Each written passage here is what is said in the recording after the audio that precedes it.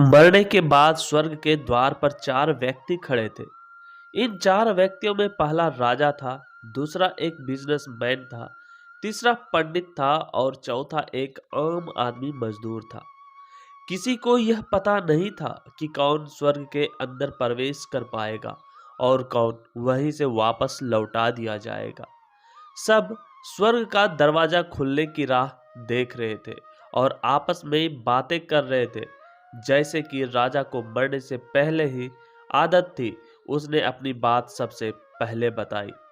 राजा ने कहा, मैं बहुत प्रख्यात राजा हूँ। मैंने धरती पर अपना बहुत नाम कमाया है, इसलिए पूरी संभावना है कि मैं ही स्वर्ग में जाऊंगा। फिर व्यापारी ने अपनी बात सामने रखी। वह बोला, मैंने धरती पर खूब धन कमाया और उस धन से मैंने सैकड़ों लोगों की मदद की, इसलिए मैं ही स्वर्ग का हकदार हूँ। अब बारी थी पंडित की, तो पंडित ने मुंह खोला और सबको यह कहा, चाहे तुम जो सोच लो, लेकिन यह बात तो तय है कि स्वर्ग के दरवाजे खुलेंगे तो मेरे लिए ही। सब जानते हैं कि पंडित दिन रात भगवान को याद करते हैं, इसलिए स्वाभाविक है कि स्वर्ग में पंडित का स्वागत किया जाए। जब सबने अपना अपना पक्ष रख दिया, तब सबकी नजर उस मजदूर पर थी जो चुपचाप अपनी नजरें नीचे झुकाए बिना कुछ बोले वहीं पर खड़ा था। स्वर्ग का दरवाजा खुला और वहां पर एक देवदूत आकर खड़ा हो गया। देवदूत के हाथों में एक पुस्तक थी जिसमें इन सभी के कर्मों के बारे में लिखा हुआ था। देवदूत ने सबसे पहले राजा को अपने पास बुलाया और उसको पूछा, तुम बताओ, तुमने अपने जीवन में क्या क्या अच्छे कर्म किए हैं। मैं उन्हें इस पुस्तक में देखकर फैसला करूंगा कि तुम्हें अंदर आने देना चाहिए या नहीं। राजा ने कहा, मेरा राज्य जितना बड़ा था उतना ही समृद्ध था और मेरी राज्य के सभी लोग खुशहाल थे। सभी बड़े आनंद से रहते थे। मैंने उन्हें कभी भी किसी भी चीज की कमी नहीं होने दी। यही मेरे अच्छे कर्म है।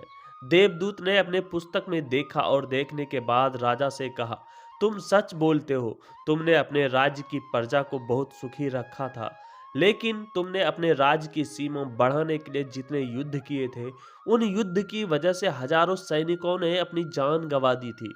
उन हजारों सैनिकों के परिवार के दुख का कारण तुम बने थे, इसलिए तुम स्वर्ग में नहीं आ सकते। अब बारी थी व्यापारी की। व्यापारी से जब देवदूत ने पूछा कि तुम्हारे अच्छे कर्म क्या हैं, तब व्यापारी ने उनसे कहा, मैंने सैकड़ों लोगों को खाना खिलाया है, कई आश्रमों में दान दिया है, कई निराश्रित लोगों के लिए घर बनाकर दिया है। यह मेरे अच्छे कर्म हैं। देवदूत ने फिर अपने पुस्तक में ध्यान से देखा और देखने के बाद व्यापारी से कहा, तुम्हारा कहना ठीक है कि तुमने बहुत दान धर्म किया है, लेकिन यह दान धर्म तुमने जिन पैसों से किया है, उन पैसों को कमाने के लिए तुमने ना जाने कितने झूठ बोले हैं, कितनी हेरा फेरियां की है और कितनी मिलावटें की है। इसलिए तुम भी स्वर्ग के हकदार नहीं हो। जब पंडित से यही सवाल किया गया, तो पंडित ने बड़े ही आत्मविश्वास के साथ कहा, मैंने अनगिनत लोगों को ज्ञान दिया है, हजारों यज्ञ और पूजाएं की है और दिन रात भगवान का जाप किया है। इससे अच्छे कर्म और क्या ही हो सकते हैं। देवदूत ने अपनी पुस्तक के अंदर झांक कर देखा और पंडित से कहा, आपने जितने भी लोगों को जो भी ज्ञान दिया है, उन बातों पर खुद कभी अमल नहीं किया। आपने यज्ञ, पूजा या भगवान का नाम निस्वार्थ भाव से कभी नहीं लिया, इसलिए आपका भी स्वर्ग में आना प्रतिबंधित है। मजदूर यह सब देखकर हैरान था। वह अब तक जिन्हें महान समझता आ रहा था, उनकी व्याख्या स्वर्ग के दरवाजे पर आकर बदल गई थी। धरती पर जिन कामों को अच्छा समझा जाता है, उनका यहाँ पर कोई मूल्य नहीं था।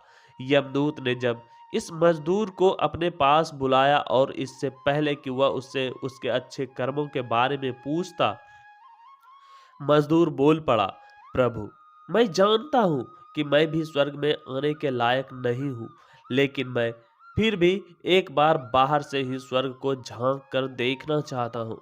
बस इससे ज्यादा मेरी कोई इच्छा ही नहीं है। क्योंकि ऐसी इच्छा पालने के लिए मैंने जीवन में कुछ भी नहीं किया है। मैं पूरा दिन मेहनत करता और जो भी पैसे कमाता उन्हें अपने परिवार के पालन-पोषण में खर्च कर देता। इसलिए दान धर्म के लिए कुछ बचता ही नहीं। लोगों की भला मैं क्या सेवा करता।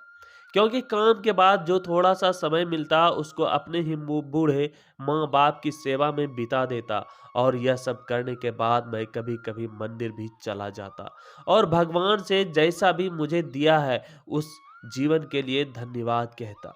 देवदूत ने अपनी पुस्तक में बड़े ध्यान से देखा और थोड़ी देर देखते ही रहा। फिर उसने मजदूर से पूछा कि तुम याद करके बताओ, तुमने कभी तो कोई अच्छा काम किया होगा। मजदूर ने थोड़ी देर सोचने के बाद बोला, हाँ, मुझे थोड़ा थोड़ा याद है। एक बार मैं बहुत भूखा था और मैं खाना ही खाने बैठा था कि एक बहुत ही कमजोर कुत्ता जो ठीक से चल भी नहीं पा रहा था वह मेरे पास आ गया और मेरे खाने को देखने लगा। तब मैंने अपनी रोटी उसे खिला दी थी और उस दिन मैं खुद भूखा सोया था। मजदूर की बात सुनने के बाद देवदूत मुस्कुराया और मजदूर को बड़े सम्मान से स्वर्ग के अंदर लेकर गया। दोस्तों, अच्छे कर्म, लोभ, मोह, माया इन सब भाव में आकर नहीं किए जाते और न ही इन्हें अच्छे कर्मों की श्रेणी में गिना जाता है। निस्वार्थ भाव से किया गया एक ही अच्छा कर्म भी आपके जीवन के सारे पाप धोने की शक्ति रखता है। इसलिए जब भी मौका मिले निस्वार्थ भाव से और अच्छे मन से अच्छे कर्म किया कीजिए। धन्यवाद।